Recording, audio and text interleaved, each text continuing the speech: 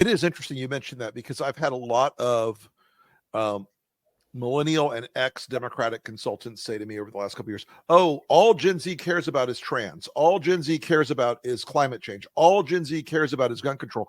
And those things don't really cluster as heavily in the polling that I've seen, and for what you're saying, because, look, elections do come down at the end of the day to sometimes rational, sometimes irrational economic choices. Mm-hmm.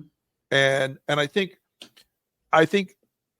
I say this as a former senior advisor to the mayor of New York City, but before he went insane.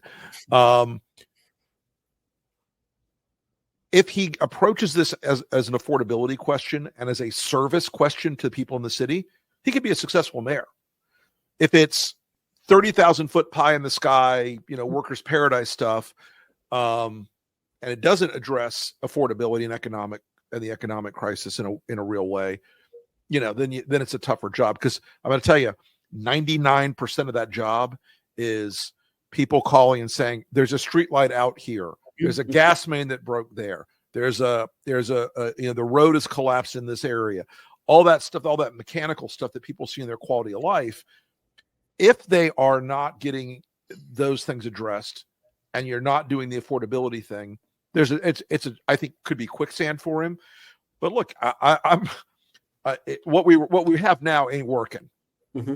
And Adams is probably the most corrupt mayor I've seen in my lifetime, and I've been around this thing for a long time. I've been in New York politics since '97, so done the rodeo a couple times, and I'm struck by some of the energy around him that he also feels like, to some people, like a antidote to the corruption.